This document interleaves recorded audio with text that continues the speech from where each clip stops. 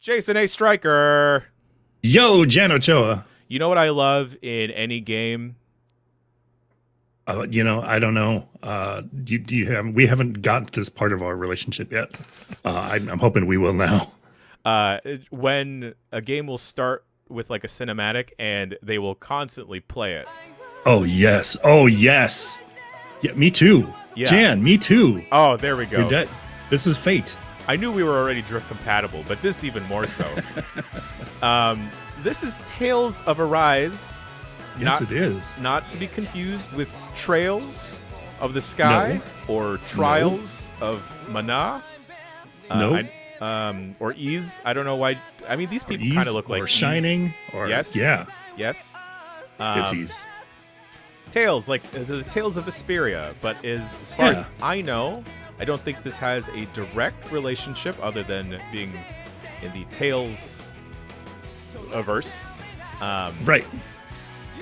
And this has kind of been heating up online, which is interesting for, a JRPG in 2021 that isn't like a Yakuza or a Nier. And I'm all for it. I'm all for it too. Yeah, especially when there's other great games out right now that could be distracting from it, but this is holding people's attention. Yeah, which is holding my attention. That's for sure. Yeah, because I mean, we'll get into it, but sorry to cut the cinematic off for people. Oh man, but just like any JRPG, this is going to take quite a while to start heating up. That's a lot of saves. It's a lot of saves. Shouts out to this game for letting you have a bunch of save slots. Cool. I wanted to... Let's pick this up. I think this will be an okay slice of the game. And you see that I'm almost 6 hours in this save specifically. And I think it's about around the 6 hour mark of this game where things finally start picking up all the way. Good. Because, well, you see here we have formerly known as Iron Mask. He wasn't able to take his mask off until an accident, and he didn't think he had a face. But anyway, we just gained a new party member that can tear down this shield wall. Yeah. Just punch it. Oh, nice. Just punch it. That's what I do with everything in life. He's got a lot of pouches on him, too. Oh, cool. So this is an action RPG. In my experience so far, it's been fairly linear. I mean, you can explore around the environments. Uh-oh, these guys with guns are coming at us. We can juke them. Aha. Idiots. It's just like that scene in The Matrix. Yep. We're recreating The Matrix here, folks. Right. Let's get some random milk. An orange gel from this cushion. Wow, this is hilarious. They're still after you. That guy's having trouble, though. I appreciate them. Oh, he's not having a good time. They got you. They got you. Okay. So I'm gonna try and explain this combat as it's happening. Yeah. As it's happening, it's an action RPG, and you have control of any of your 4 party members, and you can switch between them on the fly. You'll see that each party member has like these little 4 diamond action points that correlate with their face button skills. For me, it's triangle, square, and X. Well, we got through that really quick. Nice job. Thank you. Let's just jump into it. And those are the arts, correct? Yes, the arts. And the arts vary from character to character. Before we started recording this, Jason, I was telling you that I don't know if I'm 100% sold on this game just yet, but I think what I appreciate is that all these different characters do play drastically different from each other. Okay, so if you're not really jiving with one, you could actually go to another one. Okay. Yeah, like the main dude That's here, cool. Iron Mask. Let's talk to you. What's up? One thing I noticed is that with the different arts actually do feel different from one another. Like there's some that are only air juggles. There are some that are launchers. There are some that can only be done in the air. There's a variety. Yeah, you have to shake it up. There's a wide variety, and like the main dude here, he pretty much plays like your classic JRPG hack and slasher action dude. But the second party member you get almost immediately just has a straight up gun. Just a gun. In Tails, yes. Just a gun. Yeah, like here she is. Like, yep, here's a cool space rifle, kind of. That she just summons out of nowhere. Summons out of nowhere. We have another party member here. She's more of a spellcaster. I haven't really gotten the hang of playing as her because to do any of her arts, she has to charge them up. Okay. And then the newest party member here, he's another melee dude, but he can smash through shields for heavier equipped enemies. That seems helpful. Let's do a strike. Okay. Yes. So if you and your party are like focusing and using all your arts onto one enemy, you can see that there's like a blue diamond that's filling up. But we made him dead, so we didn't get to see it. But once you fill up that blue diamond, you have the chance to do a strike attack, which is kind of like an all finisher. Yeah, like a finisher that generally will finish the encounter. It'll definitely kill the enemy. Yeah, break the wall down. So the healing is done interesting in this game. You can see there's like a CP gauge on the left side there. That's like cure points. Cure points, exactly. So sure. Okay. It's a shared. So say I'm assuming you will get multiple characters later in the game that can heal, and the healing. Oh boy, it's a big dog. The healing is done using those cure points, and those are shared versus using an art that will just refresh over time. Yeah, that's really interesting. And okay, all right, let's just get in this. That's a big dog. Big dog. Each character you can see there also has a different. I forget what it's called in the game, but you can pop them in to just do an instant attack on an enemy, and some of them are more advantageous. Like Law here can break through shields, so he's more useful when attacking a heavy shield opponent like this gentleman here. Law just punched this dude. Nice. And then he'll take care of that shield. Oh, let's do a strike. There's a lot of yelling and talking in this game constantly, which there is. I think that's kind of par for the course. Yeah. In JRPGs. Oh, perfect. Now we could explain the skill tree.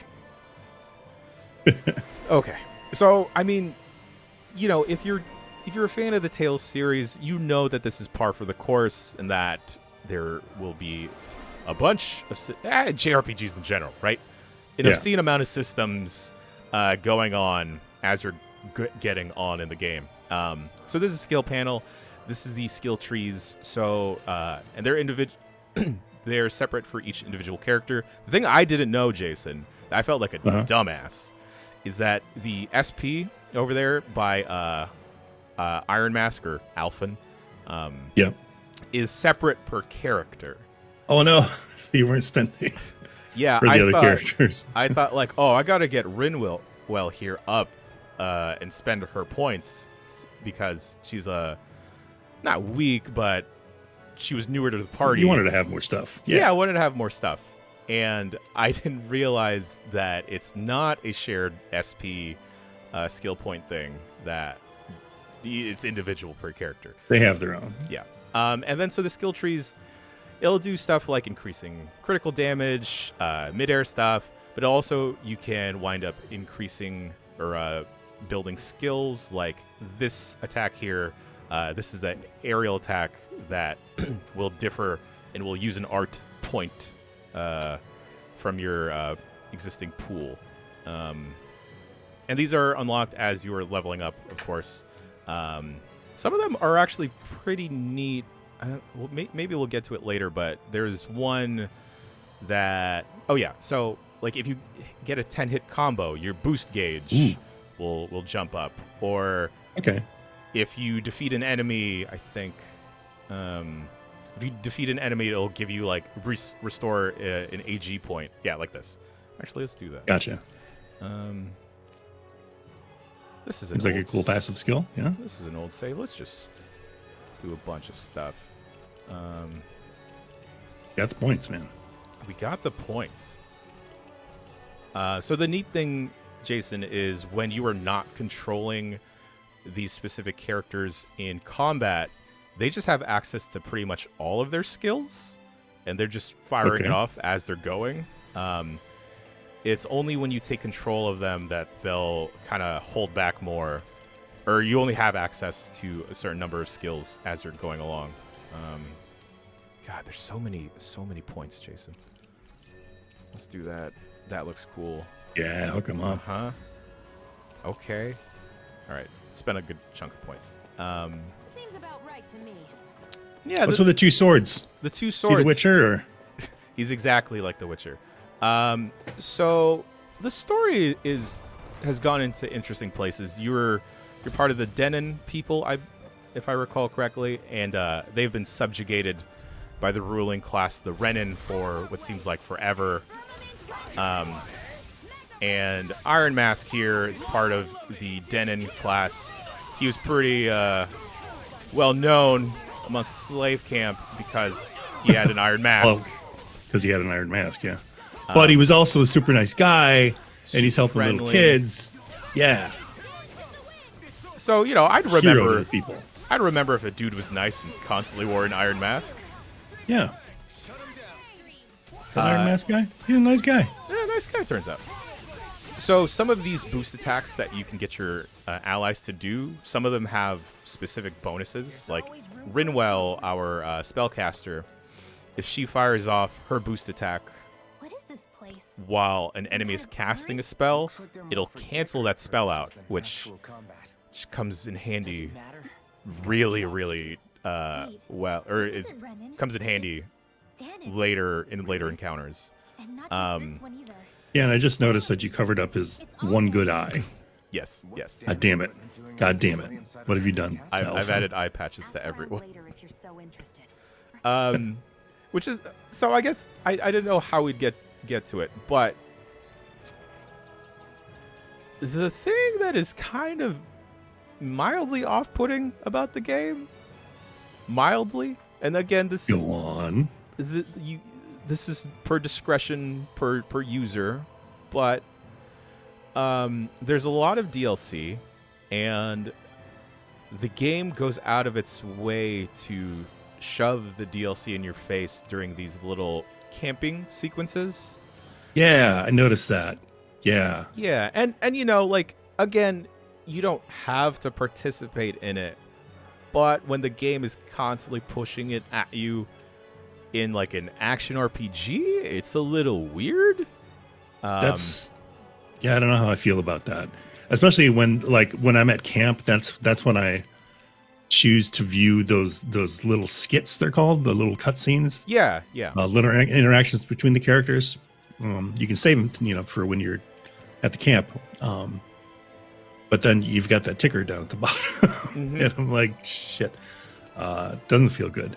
You can also buy currency and buy levels and stuff, all kinds of fun DLC that they're throwing at you. But I thought they were maybe done with that because I was just playing Scarlet Nexus, another Namco Bandai game, and they had very little DLC. Like they were selling like a deluxe pack and the soundtrack, and like that's it.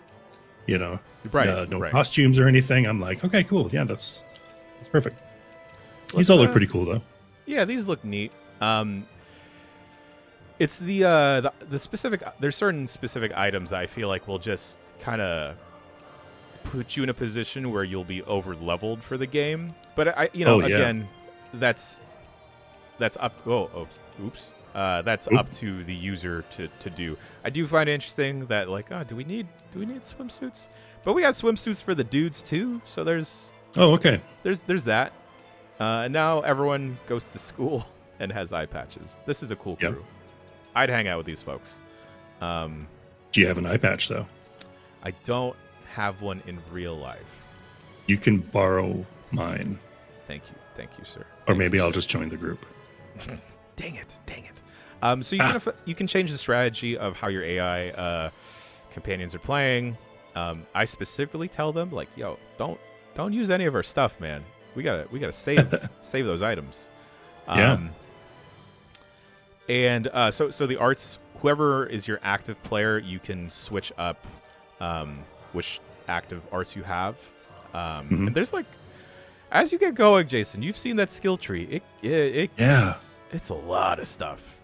There's a lot of stuff, and I have a little bit of FOMO because I want to use some skills. Some synergize well with others, but I'd like the feel of some of the others, and I can't use them. I hate leaving some behind. Yeah, I hate only having 3. Yeah, to myself. And you can change this mid-combat, but I feel like I would have been fine holding down like L2 to get like another sub-menu. Yeah, exactly. So, but whoever is not your active character, you can set what they have access to, or what is they can fire off, which is neat if you wanted Shion to just focus on healing rather than being super aggro. Yeah. Let's keep cooking. Oh, look at us. Okay. Look at us. Is that a school outfit? Yeah. Taking him to school, Jan. Taking him to school. Oh, so the 2 swords. Shion is part of like that ruling class, the Renin, that we talked about. But she wants to take down the Renin because she's just done with it, Jason. Right. And these are not heavy spoilers. This happens in the introduction. Yes. Okay. Yeah. On the topic of spoilers, I don't know how much more we'll show because, it's a JRPG, and one of the heavier components that people go to these for is definitely the story. Shion has like a master core, and only Alphen, or formerly known as Iron Mask, can wield it, and it takes the because he form can't of a feel sword. pain. Yes. He can't feel pain. I should mention that's an important plot point. Yeah. Should also mention Alphen here, classic JRPG protagonist, starts out as an amnesiac. Yep. Oh boy, this might be it. I don't know if I want. Yeah, he woke up a year ago or something like that without any memory of who he was or even his name. But all that he knew is that he couldn't feel pain. Yep, and that's what made him the perfect person to take on the Renin. To wield that flaming sword. So this is hot. It burns his hands. It does. I feel bad for his hands sometimes. So there is a dodge mechanic. You can't feel it. In the game, there's no specific pairing, but if you do a perfect dodge, you get a chance to do a special attack. Something I've actually noticed is that you can kind of kite these enemies. Like, we were supposed to take on all 4 of those bad boys, but now it's just 4v2. I felt real dumb one time. I was kiting some like wasps or something like that. They were following me. But then I ran into another group, and I'm like, okay, I'll just fight this group. But it turns out, no, it's everybody that's in the proximity. So it was the wasps too. So I was fighting like 5 dudes at once. Oh man, I did not fare well. Okay. That intro cinematic does tease that there will be more different party members that you'll add. And the demo that they had out, had you with like all of the playable characters. You could use any one of them, I think. Yeah. Let's just keep cooking for a little bit. Oh boy. What's that? Oh, hey. Oh yeah, I've noticed like named enemies like out in the wild. Yeah, and it's funny because I have a side quest from the beginning of the game to defeat a specific monster.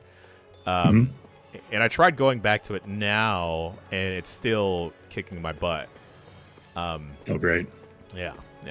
Something interesting I've noticed is I've had, like, on these like regular encounters with normal enemies, generally not a problem, but I've had more of a problem with the boss battles. Like, they've given me a harder time across the board. And it's quickly approaching that point, though, where it's the point where... Ooh, that look cool. Look at that. I know. It's shit's flashy. It's super flashy. The boss battles specifically, they're long just to be long, you know? Mm-hmm. Like, I get it. You have this... I got to run through the sequence of this combo over and over again. Okay, cool. Yeah. You wiped me. Yeah, I mean, that's kind of RPGs, man. Yeah. You know? But, yeah, I could see with as active as it is, where it might get a little, Repetitive. yeah. Well, Jan, I've got the perfect, solution for you. You just buy some levels, man. Just buy some levels. Oh, geez. Hey. Oh, I don't like these guys. While you're at it, buy some currency and some swimsuits. I just might. You don't have to. It's fine. True. But if I could interest you, some swimsuits. Only if the dudes also get them. Yes, Oh, fantastic. of course. Fantastic.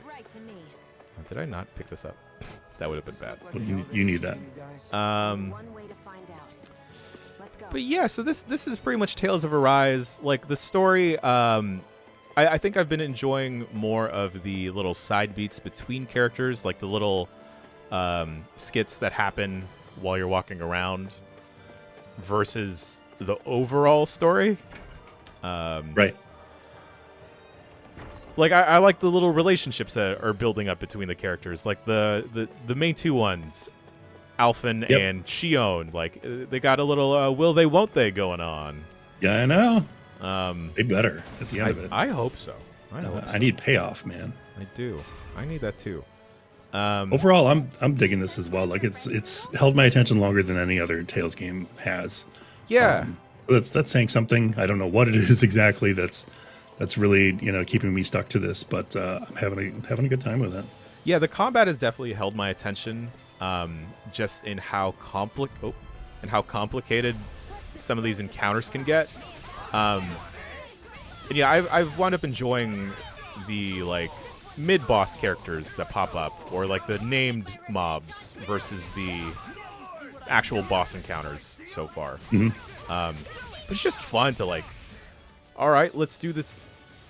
Like I thought this battle would take much longer, but maybe we're just leveled higher enough. You bought some levels. Tell me you didn't. I didn't, Jason. I swear. Let's just get into one more big fight, and then maybe we'll call it a day. Only cause I don't want to spoil too much. Sure.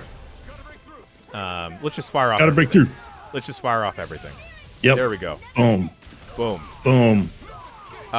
With Alphen specifically, if you hold down square, he will take part of his HP and like do a stronger attack that imbues his sword with flame. Cool.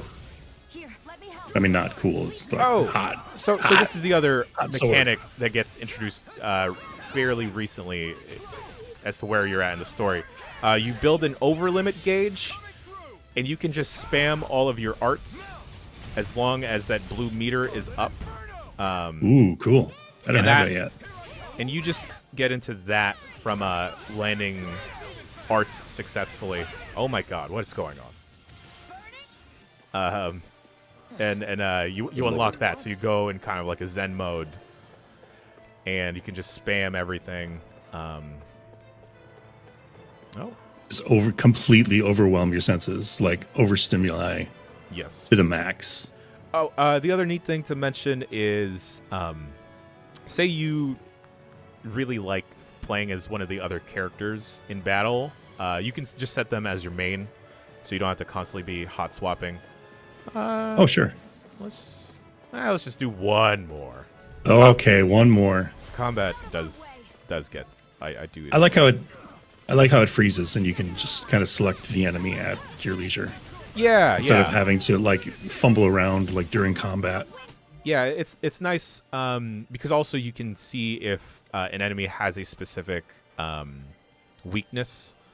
Oh, to cool. It, which I don't think the game explained to me, but I wound up finding it out on accident.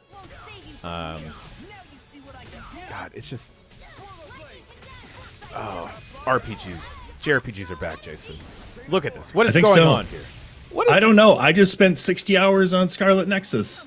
And I haven't beat a JRPG in I don't know how long. My goodness. Hearing that made me want to pick it back up because I liked the early bits of that game. It was pretty cool. That game's good. It's pretty good. Let's just. This game's pretty good too. We got a skit. You'll have these in between moments here as you're roaming through the levels to just add a little bit of exposition, like fun side story stuff. Really like flesh out the world. I also like that this game does the thing where if you put a character in a costume, they will wear that costume. They better. They damn well better. Yeah, yeah. I just love that everyone has. I bought that costume. Damn it! You're gonna wear it. Like it. That eye patch. You're gonna wear it. I don't care if we broke the mask. You so have one good eye. Of it. We're gonna block it now. Yeah, this Tales of Arise, it is out on everything minus the Switch. Full price title. If this is up your alley, you know, it's a good one of these. It's a really good one of these. Story can get a little cheesy and heavy-handed, but that's par for the course. Thanks, Chase. I guess we gotta do one more. Okay, all right, one more. Get him, Law. Yeah. Yeah. Pull the blade. Oh, let's do this. Talon Storm. This poor guard.